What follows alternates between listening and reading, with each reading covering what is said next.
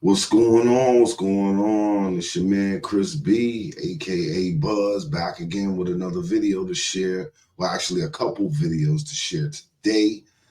Today, I wanted to talk about Kyle Rittenhouse. He's back in the news again. Kyle Rittenhouse back in the news. I believe he was speaking in Memphis, Tennessee, at a college, and I guess people didn't like it, and I guess some things went down. Let's just put it that way. Some things went down, but it made me want to take a look back at why this guy is so polarizing, especially to black folks. You know, now let everybody tell it. Uh, Back where went down in Wisconsin, Kenosha. You know, you would believe that this guy went in there with a rifle ready to kill every black person that he seen. You know, let the media tell it. And in our society today, it seems like we forget so much about things that's happened. You know, a lot of people forget that, when the Black Lives Matter movement started, it was really, a lot of people really thought it was a good thing. Of course, Black Lives Matter. Damn right.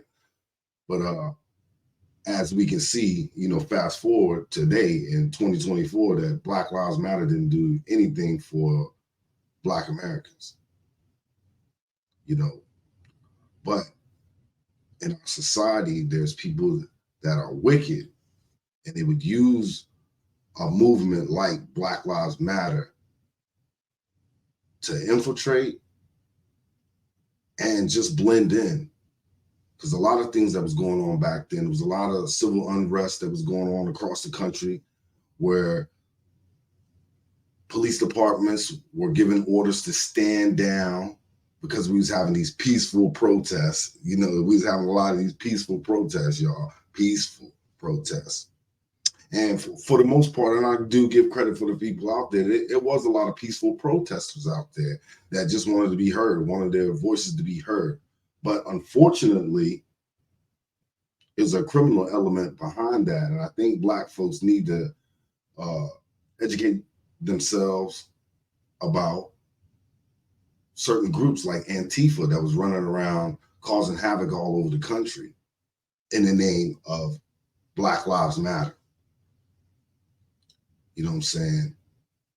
And a lot of these people are really anarchists and basically domestic terrorists that want to see the world burn. Those are the type of people that go out to them big burns things that they have out in the desert, and where they burn a whole bunch of stuff, and like, everybody be looking at it all mesmerized. I know y'all seen the pictures online and stuff of that. And Mojave Desert, I guess it is. I'm not sure. Y'all can let me know in the comments about it, which one it was. But anyway, they hang out there where they burn all that kind of stuff and do satanic, wicked stuff and all kinds of crazy stuff. But these people could give a damn about Black lives mattering. So, by day in a lot of these areas, the peaceful protests went on because, let's get full context. A police shot a black man, in Wisconsin. Another unarmed black man got shot, or even if he had a weapon. You know what I'm saying? They shot him 6 times, So rightfully so, the community was upset about it. And so civil unrest had broke out. But, trust and believe, the brothers was turning up. But they was, saying in the beginning, they wasn't tearing up, going out there, tearing up all over the place to where it was all black people just doing this. That's what people have you believe. It wasn't. You know what I'm saying? Black people turned up, then they went on about their business. But the Black Lives Matter movement, when they had those protests, they come in by day, and by night, these anarchists will come in right behind them, tearing up the whole place, all over the country. California, Oregon, Washington State, and it eventually led to Kenosha, Wisconsin. So, you know, when you add that up and you add it with the police giving orders to stand down, you know, sheriffs, that's a different thing. If you're elected official, you're elected a sheriff. So you pretty much, the voters can vote you out. So you got the power. So, you know, sheriffs, mostly the sheriffs that were believed in law and order during this time, they usually shut stuff down. But police departments, you know, the mayor is your boss. And if she's telling the police chief that he has to have his department stand down, that's what they was doing all over the place. So that in itself hurt business owners, black and white, and all over the place. That's what they don't tell you too. There's a lot of black business owners out there too that was having their businesses tore up by these riots, claiming it as peaceful protests.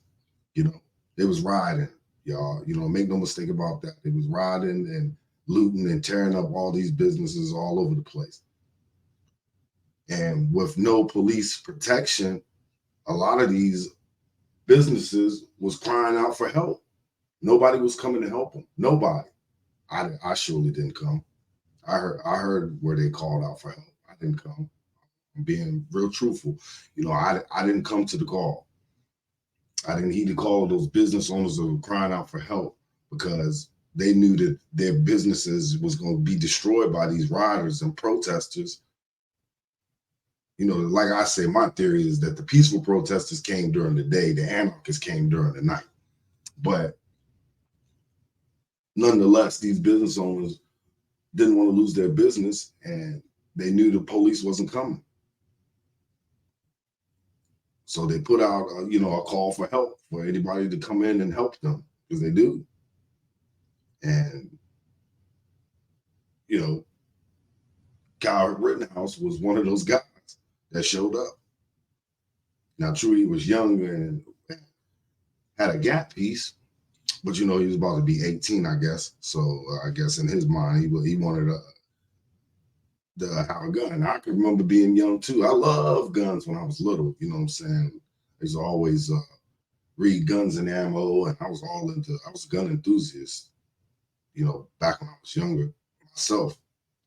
We actually had a store in our hometown where you could go in as a little kid. You know, I was a teenager, I believe, and it was called AIDS, and they had a gun selection in there. They would actually let you hold the guns. They may not let you hold the rifles that they had, but the little handguns, they had a handgun case behind it. They let you hold the guns and, you know, fill them out and stuff like that. I thought that was the coolest thing ever for little kids. You know, I thought I was doing my thing. I could go play with some guns. You know what I'm saying? Of course, they didn't give you no bullets or anything, but, you know, just felt good. And I always wanted to participate in the Second Amendment back then. But, you know, Kyle Rittenhouse showed up and things transpired that one of those nights, and he ended up being charged with murder. But I just wanted to share a couple of these videos to let y'all decide for yourself what you think really happened. And, you know, at the end of these videos, we'll explore whether, you know, Black people think that Kyle Rittenhouse was just some white supremacist murderer of Black people, or we're really just mad at the criminal justice system, which is messed up in a two-tier justice system that let a white man off for killing two people and wounding another, when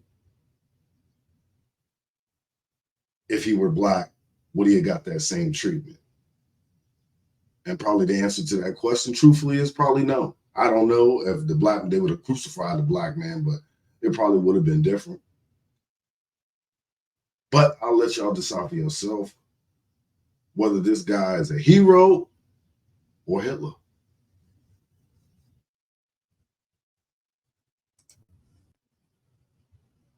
Everything I'm about to say right now is based on all the information that is available right now as of August 28th, 2020. A lot of people are saying that Kyle Rittenhouse went to Kenosha looking for trouble, that he was a vigilante, that he was trying to play cop.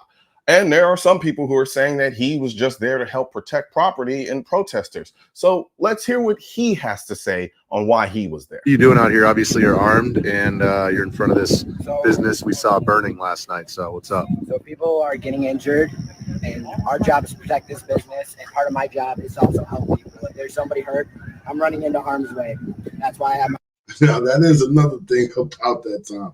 You know, saying they running around talking about peaceful protests, and buildings are literally burning.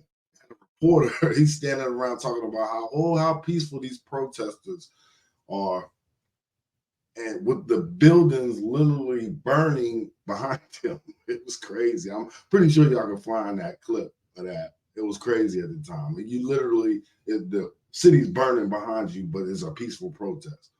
But let's continue. My rifle because I can't protect myself, obviously, but I also have my med kit. A lot of people feel some type of way about Kyle bringing an AR-15 with him to this protest/riot, and I get it. Why bring a rifle to a peaceful protest? Well, sometimes protests turn to riots, and an AR-15 is one of the most effective self-defense tools in the world. That's why it's the most popular rifle in the country right now. I know seeing someone carrying an AR-15 makes some people uncomfortable, but also you can't blame someone for wanting the best means of protection when they're going into what could turn out to be a dangerous and volatile situation. And let's be clear, there are a lot of protesters and rioters with guns at this protest/riot. However, there is the issue of legality. Kyle is 17. In Wisconsin, any person under 18 years of age who possesses or goes armed with a dangerous weapon is guilty of a Class A misdemeanor. So on the surface, Kyle was carrying his rifle illegally, but Wisconsin law has an exception that says that this law only applies if the person has a short-barreled rifle or a short-barreled shotgun, or if the person doesn't have a certificate of accomplishment to obtain hunting approval. Kyle may or may not have this certificate. He didn't have a short-barrel shotgun and he didn't have a short-barrel rifle. I don't know if he had the certificate. However, my gut tells me Wisconsin wasn't trying to carve out an exception that lets minors open carry during a protest/riot. And the other exception, for the most part, was speaking towards hunting. Then there are the people saying Kyle shouldn't have been there because there was an 8 p.m. curfew, and they'd be right.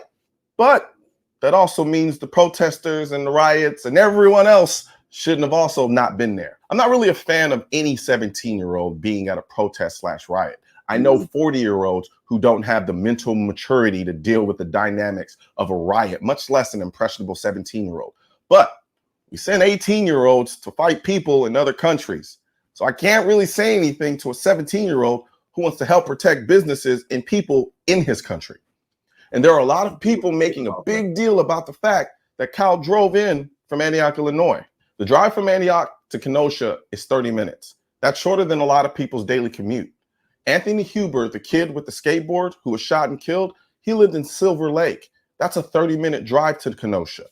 Gaige, the guy with the gun, lived in West Allis, and that's a 49-minute drive to Kenosha. So it's safe to say that all of them should not have probably been there and just stayed home that day, but none of them did.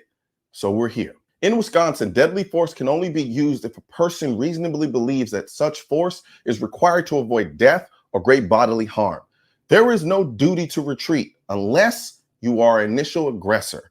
If you are the initial aggressor, you can only use deadly force if you reasonably believe all means to escape great bodily injury or death has been exhausted. Kyle was with a group of armed men guarding a gas station. I don't know why or how it started, but at some point there was a confrontation between Joseph Rosenbaum. I don't know if it was just verbal, physical, or both, but there was some sort of confrontation between Kyle. Okay, y'all just seen who they just popped up, right? And, you know, that guy's white, right? You know, but the way they flip it around is like he was going against some black people. Oh, and Joseph. Everything you got, shoot. Shoot me. Bust on me, for real. Now, at some point before the shooting, a guy by the name of McGinnis interviewed. Now, come on, man. Come on, man. Y'all just seen that dude, right? Y'all see how he trying to act. You know what I'm saying? What did he say? Shoot me, huh? Shoot me, N-word. Come on, man. Kyle. And then what about these guys up on the roof? Their job is to provide overwatch and protect me also. Gotcha. They're protecting everybody on the run. Protecting each other. Understood. And We're running medical, and we're going in and we're getting control. And what about, are you from the area? I am from the area. What brought you out here tonight? You just wanted to provide medical attention? Provide medical attention to people that need it. If somebody's injured, like you get hurt, I'm grabbing you. Have you encountered any issues yet thus far with law enforcement or anything like that? So we went to the church and we de-escalated the situation, telling them they need to leave or they will be detained and later arrested. This church right over here. And we stomped the fire out all the way down at school. Wow. Do you think it would have been different if the police had to try to stop them from setting the fire? I feel like there would be a lot more casualties and a lot more people injured. So I think the police are fine where they're at. And I'm sure the medical, because EMS is not coming in. So Yeah. And that's another thing they did too, which Rittenhouse was talking about. You know, the police, anytime there was so much gaslighting of the police, defund the police, anti-police rhetoric, so much rhetoric that the police were just scared to do their job at this point in time and in the country. You know what I'm saying? Police were just scared to do their job. And, you know, because people see the police and it would incite them. You know what I'm saying? Incite riots. You know, the Antifa dudes was already anti-police. Those were the guys that you were seeing throwing stuff at the police, tear gas and all kinds of stuff. They got there. They loved it when the mask was coming out. They could really do what they wanted to do then. But the point is that police at that time, so much an anti-police movement that police was not making any moves. You know what I'm saying? So that just gives you a little glimpse into no police society. What would happen? You would have plenty of Kenosha, Wisconsins then. It would be, the whole country would be on fire if it wasn't no police. But let's continue. So us citizens, we need to watch out each other. Me and him are out here running and seeing if we need more. But speaking of which, we need to go check to see if somebody got hurt again. All right. Understood. You want to follow us? You're fine. Yes, sir. After the shooting, McGinnis was interviewed by detectives where he said before Kyle reached the parking lot and ran across it, Kyle moved from the middle of the Sheridan Road to the sidewalk. And that is when he saw Rosenbaum trying to engage Kyle. As Kyle was walking, Rosenbaum was trying to get closer to Kyle. When Rosenbaum advanced, Kyle did a little juke move and started running.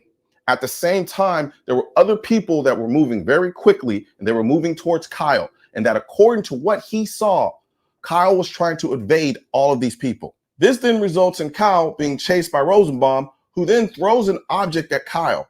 The object misses Kyle, and because Kyle's clearly not a very fast runner, the guy catches up to Kyle and corners him. And this is when Kyle shoots him.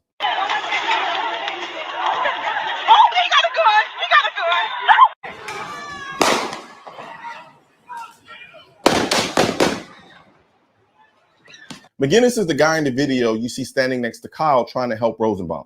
McGinnis told investigators that Rosenbaum was trying to get Kyle's gun. When asked by detectives if Rosenbaum had his hands on the gun when Kyle shot, McGinnis stated that Rosenbaum definitely made a motion that was trying to grab the barrel of the gun and that Kyle pulled it away and then raised it.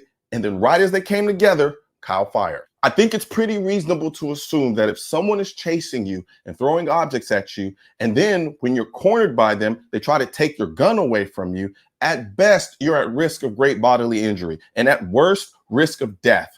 Also understand the aggressor in a situation can change in the blink of an eye. If Kyle was the initial aggressor, but is now running away like he is in the video, Kyle's no longer the... Now, I'm looking at it like this. If he went there to shoot people, wouldn't he have just came out there opening fire on anybody he seen? Not running away like trying to get away from something? You would be trying to pump bullets into anybody and everybody that you've seen that was black or whatever if you was just some white supremacist killer, in my opinion. But, you know, that's not what he did. The aggressor. The person chasing him is, because Kyle running away from this guy is no longer a threat to this guy. So the dynamics of a self-defense can change instantly based on the conditions or continued actions of the parties involved. Once Kyle was running away, legally, the guy chasing him is now the aggressor. After Kyle shoots the first guy, he stays by the guy and makes a phone call saying that he just killed someone. As he's doing this, he hears, and you can clearly hear someone say, "Get that." And that's when Kyle takes off running again, because there is a group of people coming after him, as you can see here.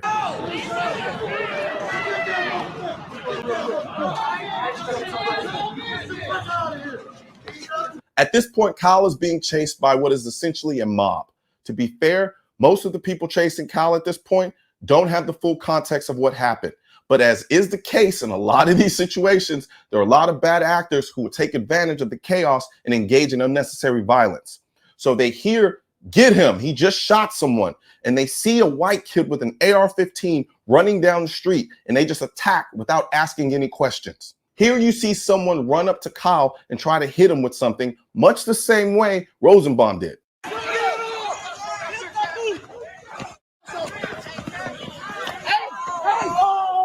The only difference is Kyle is not cornered, so he continues running away from the guy and the mob. However, a few seconds later, Kyle trips and falls to the ground. When this happens, you can clearly hear someone say, "Get his ass."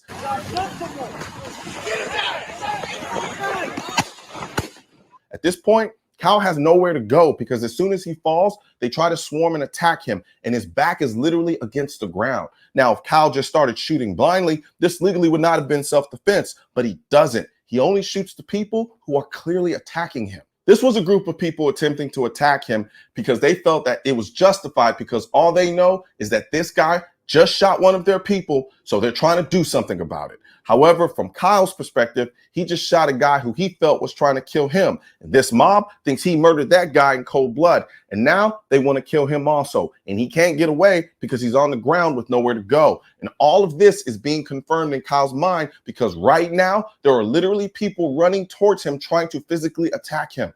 He immediately gets attacked almost simultaneously by two guys, one of which is using a skateboard to attack him.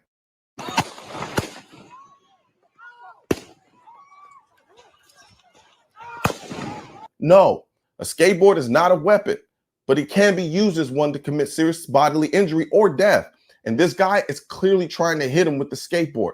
Not to mention, he's being attacked by multiple people at once. So Kyle shoots the guy with the skateboard and the other guy attacking him. Now, this is when Gaige runs up on Kyle, but Kyle points the gun at him and he stops for a second. And then for whatever reason, he continues to run towards Kyle again. And so Kyle shoots him.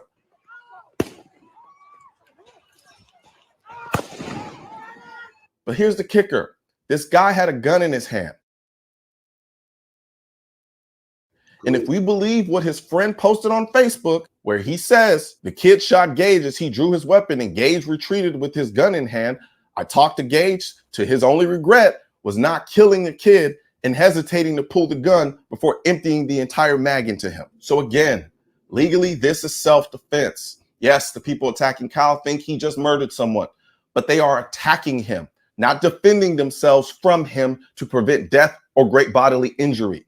So under the letter of the law, They are the aggressor at that moment. And because they have disparity of force, i.e. way more people than him, and weapons or objects being used as weapons, Kyle is legally justified to use deadly force to stop them. So as a lawyer, unless some new information comes out that shows Kyle was the initial aggressor and he had a way to retreat, legally, I don't think he'll be convicted of murder. Personally, but that's how they use this situation to incite black folks. You know what I'm saying?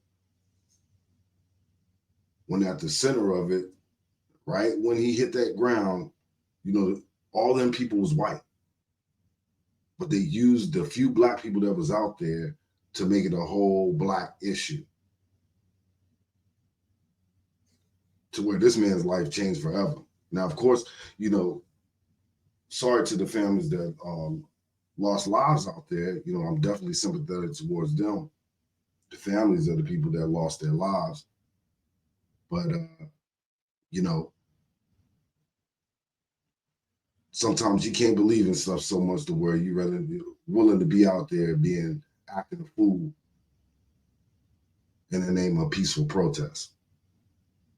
Personally, I wish he would have just stayed home. Hell, I wish they all would have just stayed home, but they didn't. Yes, Kyle probably broke the law in that he was a minor open carrying a firearm. However, Kyle breaking that law does not mean he forfeits his right to self-defense if it is justified.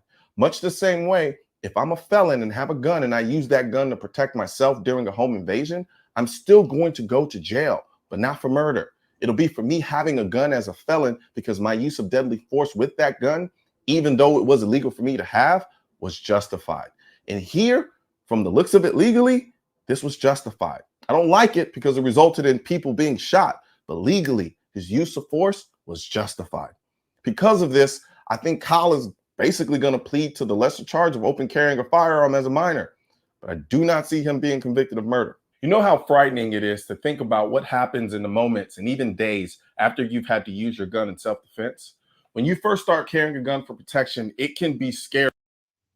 It's definitely crazy, man. But I think this guy made a good presentation, you know, and definitely proved the point, you know. None of them should have been out there. I definitely agree, you know. But some of us, you know, he don't know what that man felt in his heart was right to do, you know. But it was this decision that polarized the country and another issue that people use for their own gains.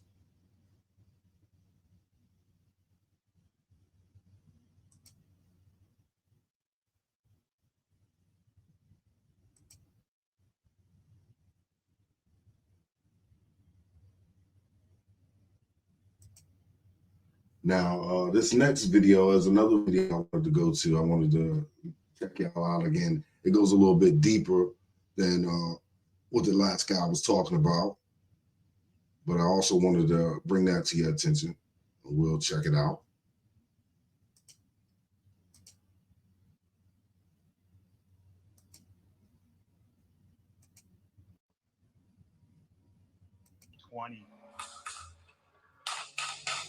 Did you come to downtown Kenosha to look for trouble?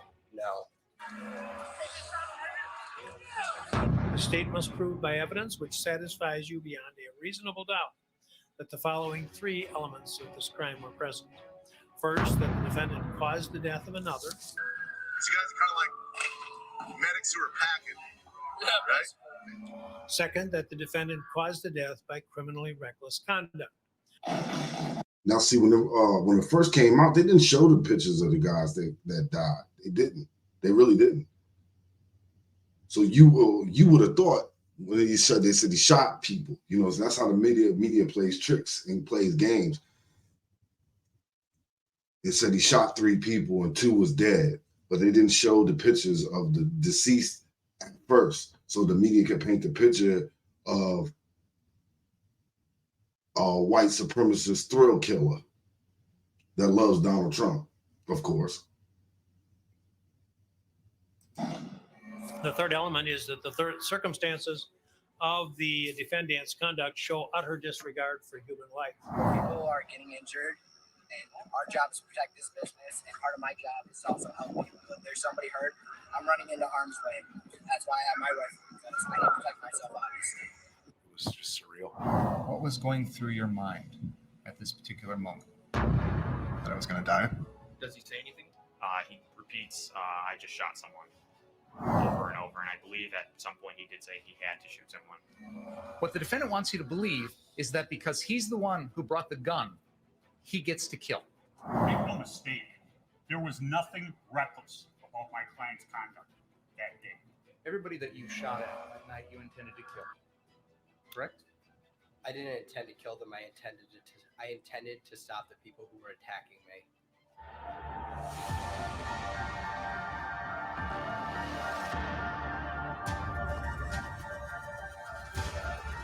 Never underestimate the power of kindness. But of course, not that of a fire.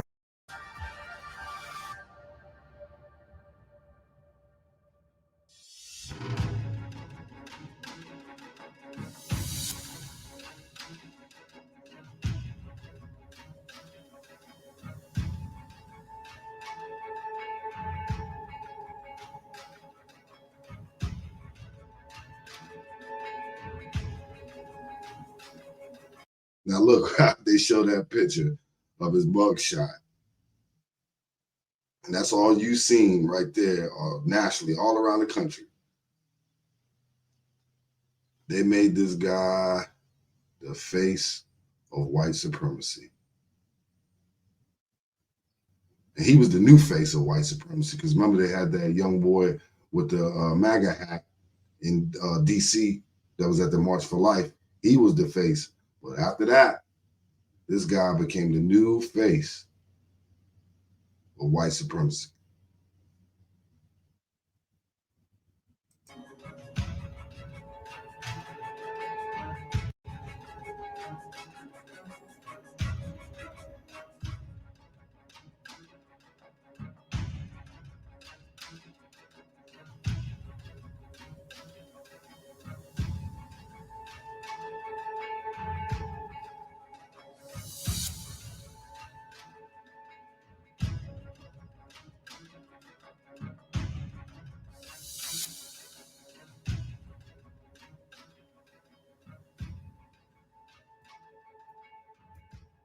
Self-defense is an issue in this case, and the law of self-defense allows the defendant to threaten or intentionally use force against another only if the defendant believed there was an actual or imminent unlawful interference with his own person.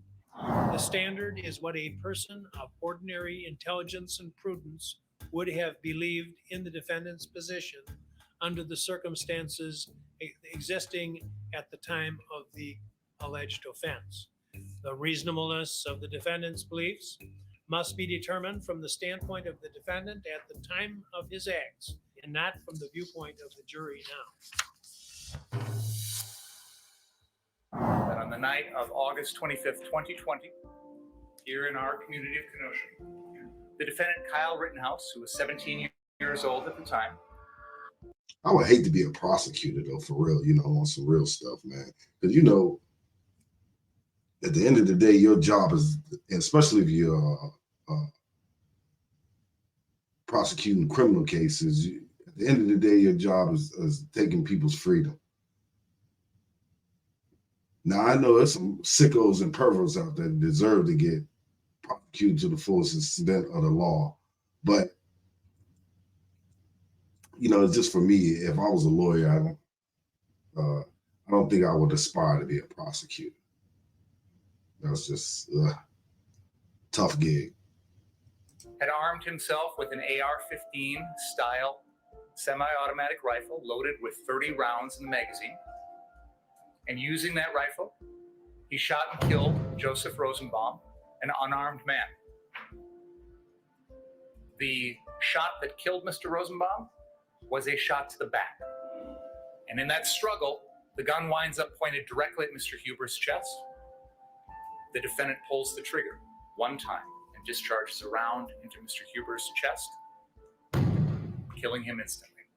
A final individual by the name of Gaige Grosskreutz has followed this chase on foot and has approached the defendant at this time. And as he's reaching for the defendant turns the AR-15 and discharges the 8th and final round. Didn't say he had a Mr. gun. Grosskreitz's right arm, the arm with the gun. Mr. Grosskreutz runs off, screaming for a medic. The defendant gets up and walks away. But out of the hundreds of people that came to Kenosha during that week, the hundreds of people that were out on the streets that week, the evidence will show that the only person who killed anyone was the defendant, Kyle Rittenhouse. I think that's an important thing that that prosecutor just said. A whole week of civil unrest with little to no police help. That's what some of these far left and extremists, they really wanted for our country in these American cities. Civil unrest.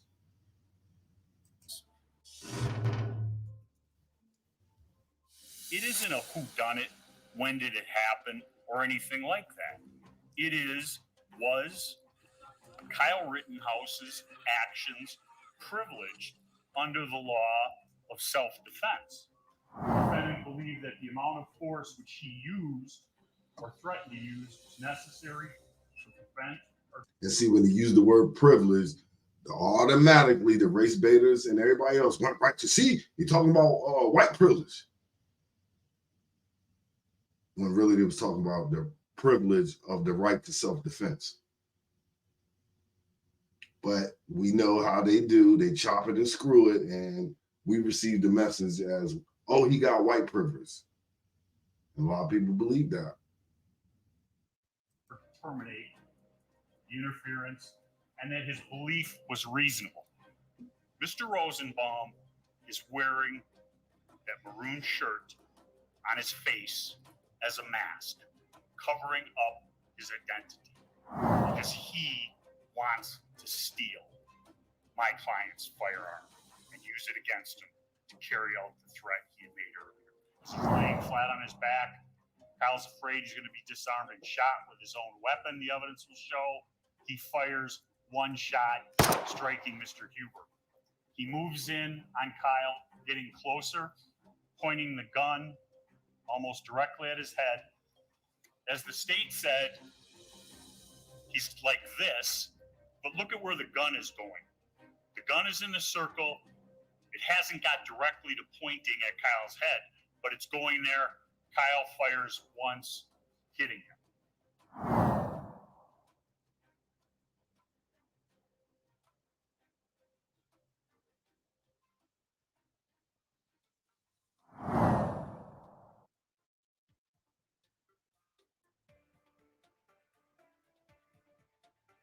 Kyle had also wanted a gun similar to the one I had. He did not, or I did not have the money for it, so he said he would pay for it. I told him that wasn't a good idea. He wasn't 18, but we came to an agreement where he could have it once he is 18. It would be kept at my house until then. What brought you out here tonight? You just wanted to provide medical attention? Provide medical attention to people that need it. If somebody's injured, like, you get hurt, I'm grabbing you.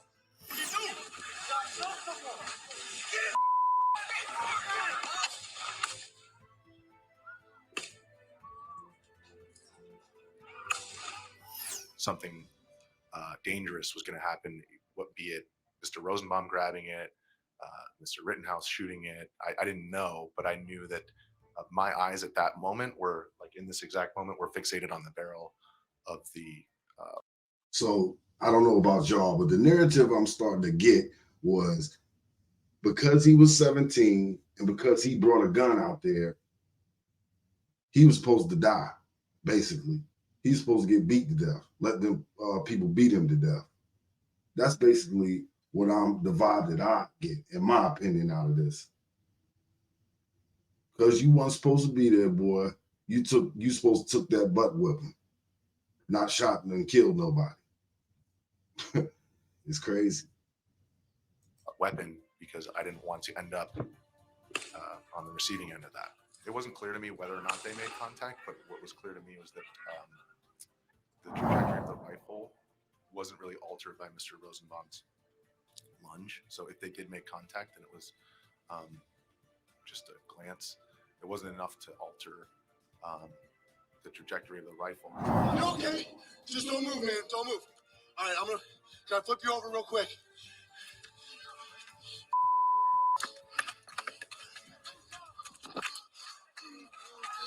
I'm gonna flip you over real quick, bro. I felt scared about what was going to happen. When you have these woke revolutions, it requires all of us at some point to say, no, not going to do this. No. A nation has to have civic education. What I would have to do after that, because I knew, that that's what I had seen.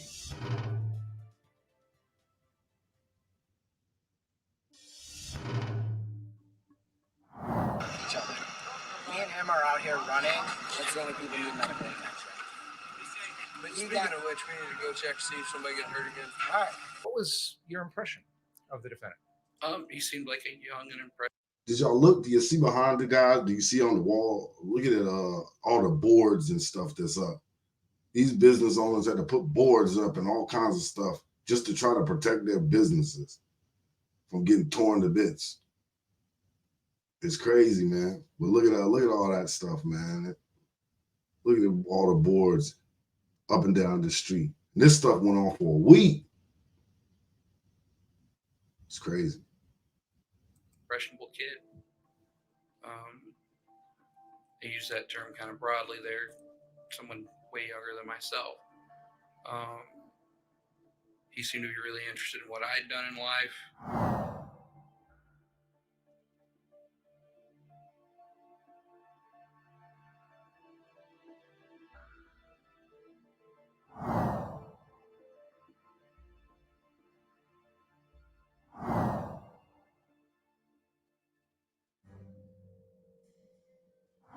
Rosenbaum was right there in front of my face, yelling and screaming. And I would say, dude, back up. Just chill. I don't know what your problem is. And he goes, you know what?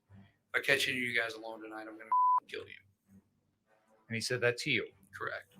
Did he say that to the defendant as well? The defendant was there, so yes. Tell me if this is fair. When he's on the corner of 59th and Sheridan, he is yelling, shoot me, and then he uses the N-word? Yes. So he's saying, shoot me, N-word, shoot me, N-word. Yes. Right? Yes. And to set the backdrop here, he's saying this. That's my question. So why is a white dude saying that to another white dude? I can see why the white dude was looking like, dude, that's weird. You're weird. But, you know what I'm saying, it's crazy. At a protest for an African-American man who was shot by police. Correct. Were you able to come to a conclusion to a reasonable degree of medical certainty on what caused the death of Mr. Rosenbaum? Yes. What was that?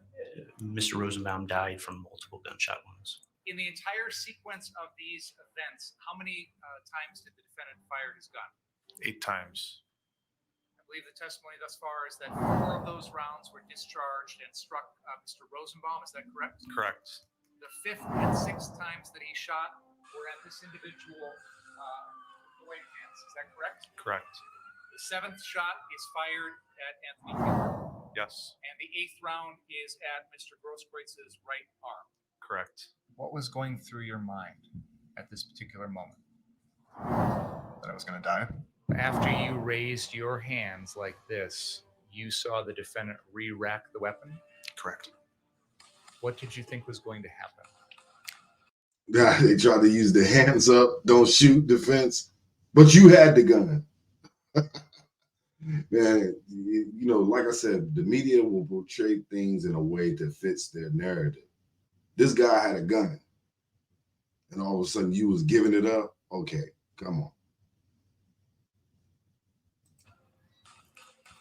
In my experiences and in my inference in that moment, for the defendant had pointed his weapon at me and I had put my hands in the air. Re-racking the weapon, in my mind, meant that the defendant pulled the trigger while my hands were in the air, but the gun didn't fire. So then by re-racking the weapon, I inferred that the defendant wasn't accepting my surrender. You heard Mr. Grosskreutz testimony about re-racking? Yes. Did you re-rack your weapon? I did not.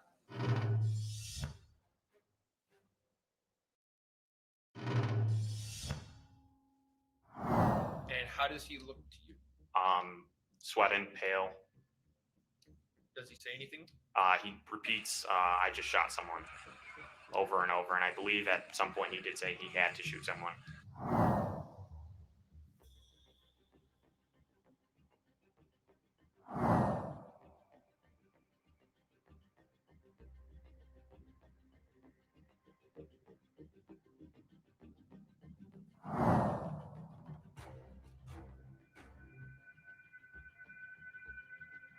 Rosenbaum started shouting back at us that he's gonna, pardon me, Judge, for saying this and everybody else, but he's gonna kill us and cut our hearts out. Did you see Mr. Rittenhouse threaten anyone? Oh, no. Did you see him point his gun at anyone? No. What I seen was an individual run up to him with a skateboard and swing it at him, letting go of the skateboard, and it hit Kyle between the neck and I would say the mid back. And the skateboard, I don't know if Kyle kicked it because he was running when the skateboard fell, but the skateboard flew off to the side. At the time, I did not know who it was. Now I can say Anthony Huber. It looked like he was trying to subdue Kyle, and that's when everything happened in a matter of a second. Mr. Rosenbaum was walking with a steel chain and he had a blue mask around his face, and he was just mad about something. Me and Mr. Balch were asking people if they needed medical help, and then he screamed, sorry for my language, he screamed, if I can. Are you sick of having issues with your webinars, wasting tons of time on troubleshooting with attendees? If so, you need StreamYard. Catch any of you alone, I'm going to kill you. I look over my shoulder and Mr. Rosenbaum was now running from my right side. And I was cornered from in front of me with Mr. Zeminski. And there were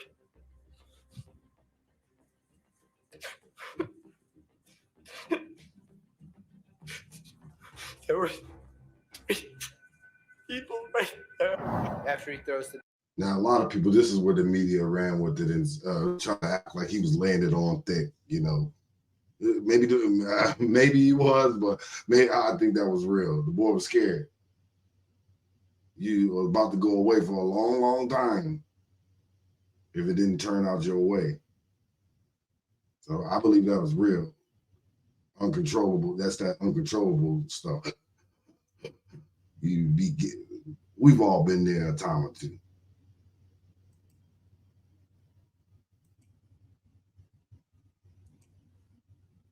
Bag, and he continues to run. He's gaining speed on me.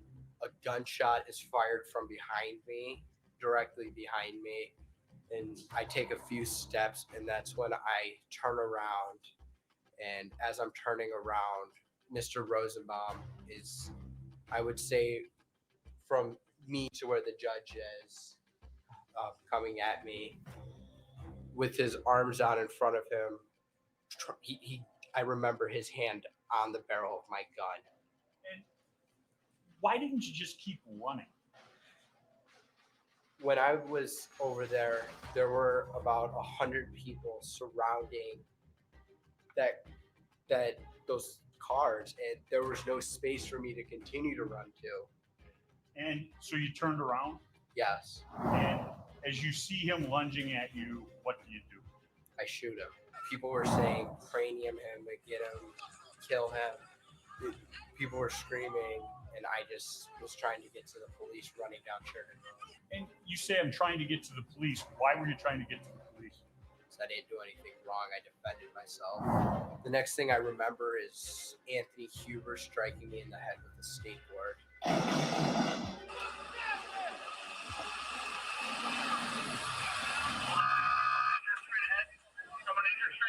Everybody that you shot at that night, you intended to kill, correct? I didn't intend to kill them. I intended to stop the people who were attacking me. By killing them. I did what I had to do to stop the person who was attacking me. By killing them. 2 of them passed away, but I stopped the threat from attacking me. By using deadly force. I used deadly force. That you knew was going to kill. I didn't know if it was going to kill them, but I used deadly force to stop the threat that was attacking me.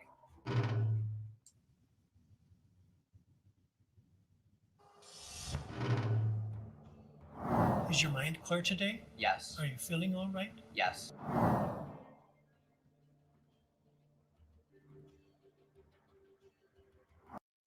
It's crazy, man. You know, it really is crazy. And you know, saying, like I said, they used this, you know, because the initial protest was because a black man got shot.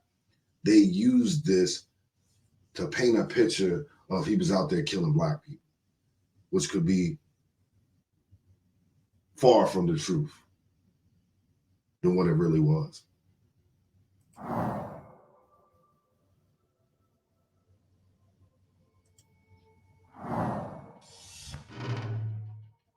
The same set of rules apply to the defendant as everybody else. There's no exception in the law for Kyle Rittenhouse.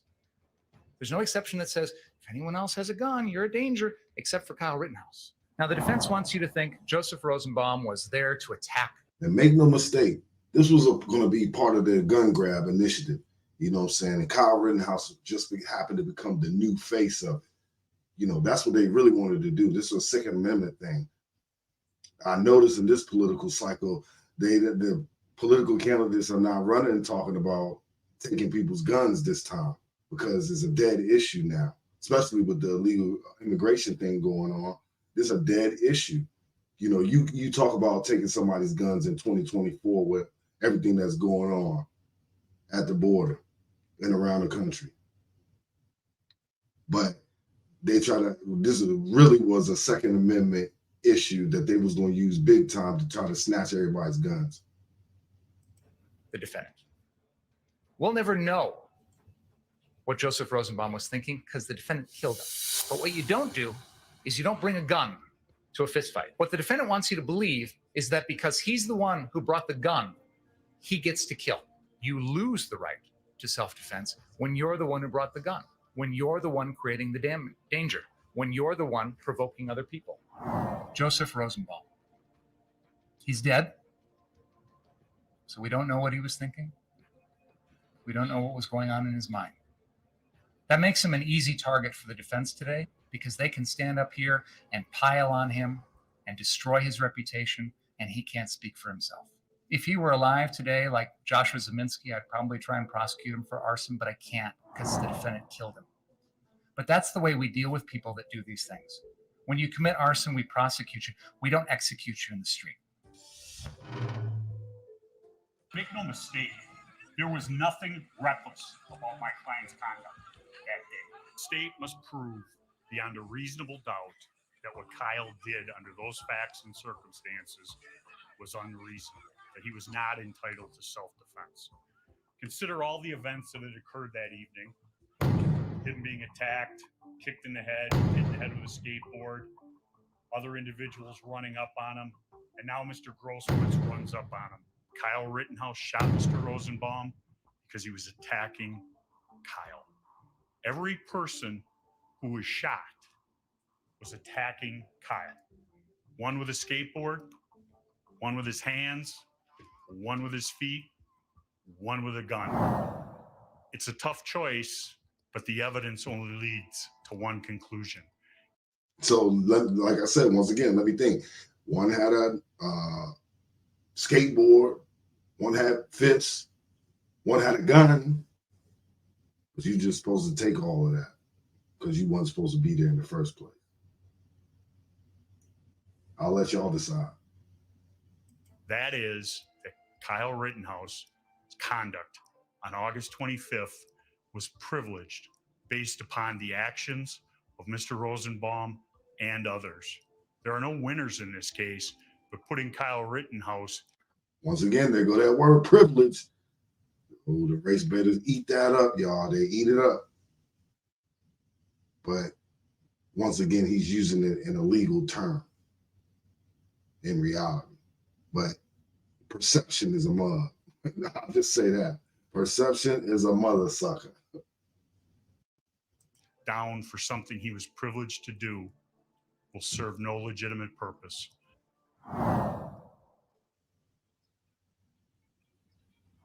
Don't just take classes, take charge. Start your comeback today at Come on. purdueglobal.edu. Hey.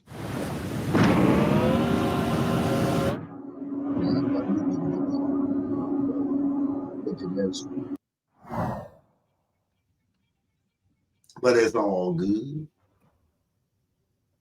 A person who identified himself as James G. Morrison and who claimed that he was a producer. Now, what the hell was MSNBC doing? What was that all about? You know what I'm saying? I remember it at the time, but I didn't really think much about it. But now, what's y'all doing? With NBC News, employed for MSNBC. Especially where the judge had to ban y'all from the courtroom. Sounds real suspicious. I don't know. See, I work for NBC. For NBC? Yeah. Okay, you're a reporter? Producer. When they stopped him because he was following at a distance of about a block and went through a red light, pulled him over and inquired of him what was going on, and he gave that information. By no means were we trying to get in contact with any of the jury members or whoever's in the car. We just were trying to see where key players in the trial may be at. I have instructed that no one from MSNBC News will be permitted in this building for the duration of this trial. This is a very serious matter, and I don't know what the ultimate truth of it is. But absolutely, it would go without much thinking that someone who is following the jury bus, that is it's extremely serious matter. Okay, they was following the jury bus. Okay. We, the jury, find the defendant Kyle H. Rittenhouse not guilty. Richard McGinnis. We, the jury, find the defendant Kyle H. Rittenhouse not guilty. Anthony Huber. We, the jury, find the defendant Kyle H. Rittenhouse not guilty.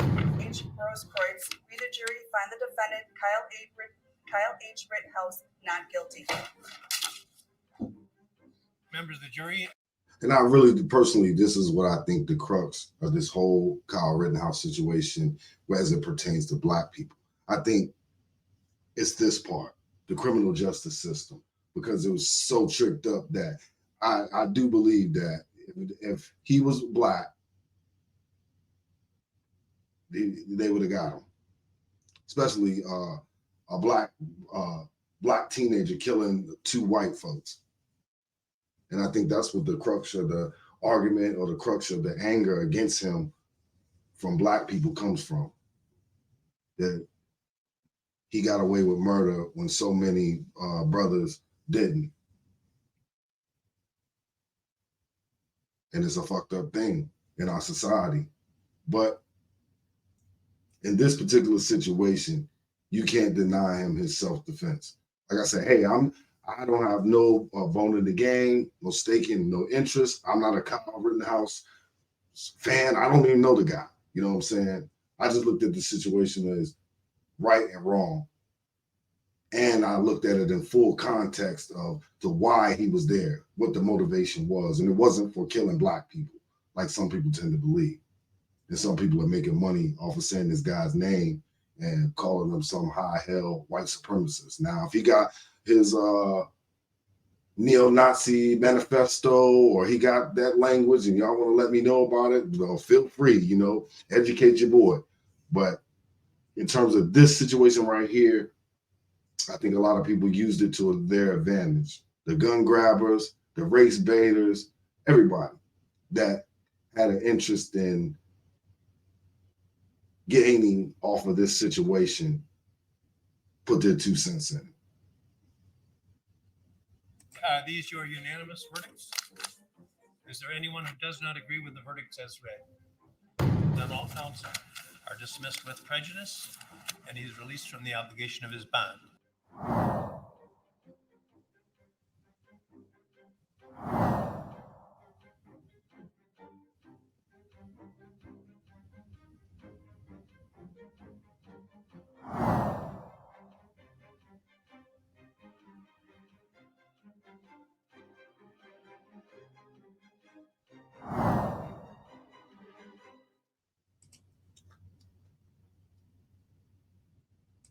Now, you know, once again, I just wanted to show you these couple of videos, and I wanted you to decide. I wanted you to let me know what you thought about Kyle Rittenhouse and the whole situation that happened then. Do you think he's a hero, or do you think he's Hitler? You know, let me know about it. I think it's interesting that sometimes we need to go back in time and remember things that happened in their full context before we judge and decide on things. I'm guilty of that sometimes. Nobody's perfect. Nobody ever will. Which ironically, I think that's the beauty of humanity. The beauty of being human, that you're not perfect. You're imperfect. Or perfectly imperfect, as some might say. But once again, I brought these couple of videos to you just to spark your thoughts about this situation, since Kyle Rittenhouse is back in the news again. And I really wanted to know, I really want y'all feedback on this. So once again, like and subscribe to your boy, Kris Barber, on YouTube. And I'll get back with you. Peace.